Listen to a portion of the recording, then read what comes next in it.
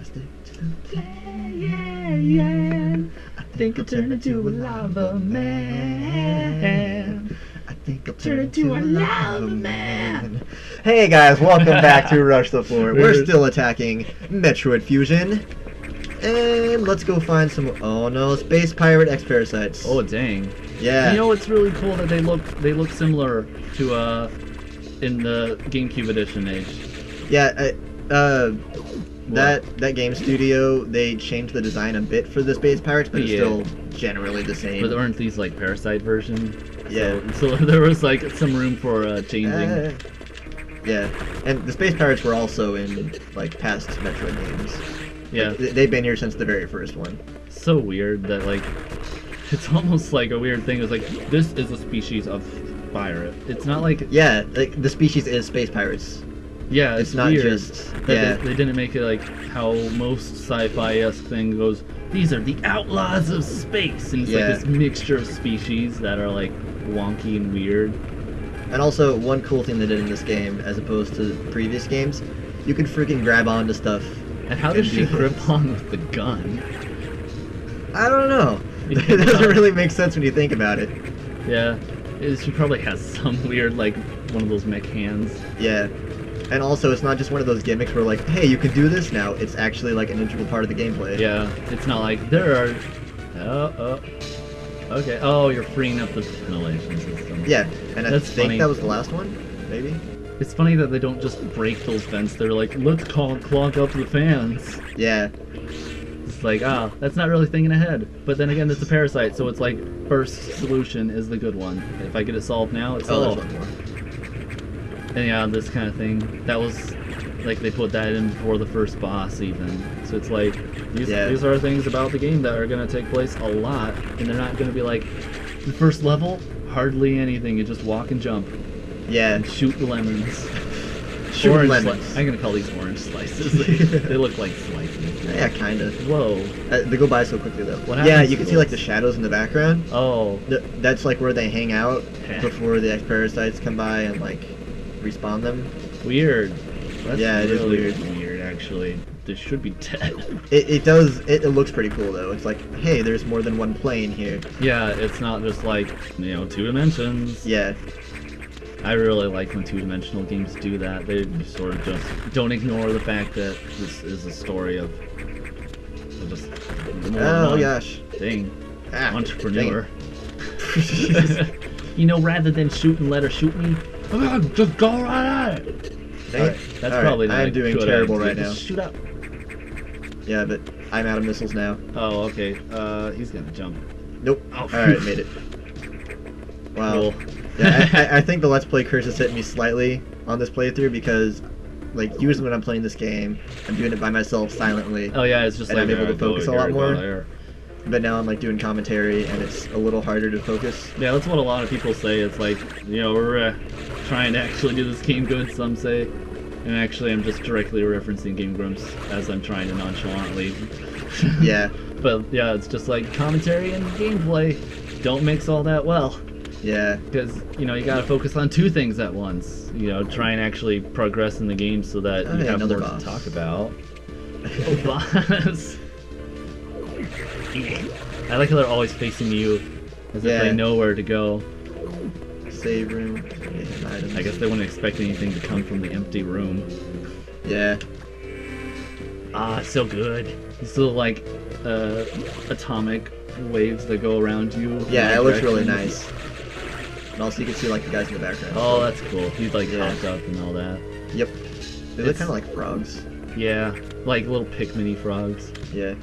Oh, nope. We need to play that game too, Pikmin 3. Yes. I thought it wasn't released. Oh, yeah, I was surprised, like, last night you were talking about it, and, like, dude, it's already out. It's been out for a while. I had that instance with Final Fantasy. It was, like, Walmart 10 years ago. Yeah. And I'm like, I can't wait till Final Fantasy 7 comes out. And it's like, dude, like, 10 is already out. Yeah. And I'm like, what? Although, it is confusing for American audiences, because when we got Final Fantasy 6, we named it Final Fantasy 3. So, also... Yeah. This is big. Remember these things? Yeah. Yeah. Oh no! Oh no! no, it's not real. Haha, got you. No upgrade for you. Yeah. I also like they have slightly different barriers. Yeah. It's just sort of like crystalline. Dang it. Not doing well. Oh well, you got like still a lot of health actually. Yeah. And I already got it, so I didn't even lose a peg of health. Charge beam ability. Alright, yeah. Cool. Charge beam is really helpful. Yeah. Like, you could just keep it charged the whole time you're running around. Yeah. And, like, when you see an enemy, boom, it usually goes down in one hit. Yeah, I like doing that in Smash Bros.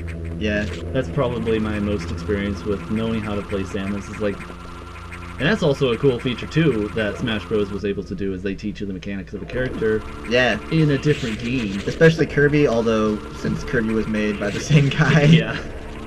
You imagine it would be kind of accurate. Okay, so I guess there is one more, but you have to fight the boss first. Oh yeah. Whoa. Oh no, it's stuck against the wall. How are we gonna do that? I don't actually know. I was actually going like, how are we gonna do that, man? It's also introducing you again to how, like, you can shoot through certain parts of the wall. Oh. There's some parts are weaker than others. Oh, of course. I didn't even see the broken part. Yeah. All stabilizers online. Alright. Atmospheric levels have been stabilized. Awesome. They even made the smoke go away. Yeah, that's a really nice touch. Alright, I think we can leave this sector now. Cool. Yeah. Little button. Yeah. And why would they design a door like that where you shoot it? You have to have a gun. It's like, hey guys, this is like if you have to open a door by cutting it open with a sword every time. It's like, oh, okay. See how there's like a little crack in the wall over there? Yeah. See if I can. It's like, yeah, do it. Oh, now I have to do a wall jump. Let's see if I can do it. Alright. It's really hard for me to pull off the wall jump sometimes in Metroid games. Especially on a GameCube controller, actually. Oh, yeah. It's especially difficult. It's a lot more liberal than a GBA controller. We're just like, fine point. There we go. Got a missile upgrade. Cool. I love getting those upgrades. Yeah, that's one thing I really like about Metroid games, is that you can, like, if you have an intuition about parts of the environment, like, I'm gonna search over here and see if there's a hidden item, and they usually reward you with that. Yeah, that's really cool. They've sort of forgot about that for games for a while, and then like games like Left 4 Dead were like, we noticed our playtesters like just running around the areas that they weren't supposed to go and trying to find extra items. Yeah, like, so they put that was there. actually a mechanic that games did before this. Yeah. And so they actually sort of had to remember that. It's not necessarily a new thing. Yeah, they just sometimes the developers sort of it forgot. was good design. Yeah. It's good. It should be like a story. You go around, find stuff that shouldn't go. And Rockstar games does that really well with like their Grand Theft Auto games. Yeah. Like, since they build such big worlds, they're like, people are gonna try exploring. We should probably complement that. Because otherwise, it's literally no point. Why bother exploring? You're just gonna see this empty alleyway. There are some GTA knockoffs that don't get it right because they don't reward players for exploring. Yeah. It's just, oh, here's an open environment for you to do stuff in. Not calling St. Rose a ripoff, but they do have those reward things everywhere. Like little dolls and stuff you find. Saints Row, it's technically a GTA knockoff, but yeah, it's going in the direction now that GTA was going in before, but now GTA has kind of grounded itself. It's really cool how grounded it is. It's like you have to press a certain button to put on your helmet or seatbelt in a car, I've heard. Not necessarily. Well, that's just what I heard, so... But, like, if you get on a motorcycle in GTA, and you wait a few seconds, like, your character will put on a helmet. I guess I haven't played it, obviously, so I'm just going off of what I heard. Yeah. But it's really cool that they do that. Like, you can just drive without a helmet, and you get repercussions for that. Yeah. Like, I don't know if it actually affects your health, but, like... It's still a good add-on. Like, from what I've seen, like, as I'm riding a motorcycle in GTA 5, and I have a helmet on, when I fall off, like, if I crash and fall off, I don't lose as much health as I would otherwise. As I listened to the briefing, my thoughts turned to Adam. The real Adam understood me well. Not according to other M. Any objections, lady? Blah, blah, blah, and I knew he wouldn't disagree. It's like she was in love with him almost. Yeah, a little bit. Like, there's an implied romance. Yeah. I mean, there's not too many people that could even relate to her. So... Although they make it seem more like a father figure in Other M. Yeah, dang it. Like she explicitly says, he was like a father figure to me. And actually she was like, it was hinted at that she was together with his brother. Oh. Yeah. That's weird. Yeah. It was like a plot point that threw in the middle of Other M. Just like, oh, here's this, and then you never talk about it again. He's like my uncle, so I'll date him. Yeah, God. I have learned the identity of our mystery. It's you! Dun-dun-dun! So cool. And then there's like a flashback and you're like, oh wait, I totally remember! Oh my gosh! And they call it the SAX. Dun-dun-dun. The sax. Your infected suit parts. So it's weird, like, it's her suit parts trying to kill her. It's like, hey, you should be dead. I want you to be dead. And it's a really cool thing, like, Super Metroid, the game that came before this, like, you spend that entire game building all these upgrades and you're like this tank by the end of it. Yeah. And now this monster has all those abilities, and it's going to use them against you. It's like if the other guy in Mega Man was against you at the very beginning of Mega Man X. If that guy was against you and you had to like, I have nothing. Also, it tells you like, if you see SAX, just run. Just run. Don't think about fighting. Don't even do that thing will wipe the floor with you.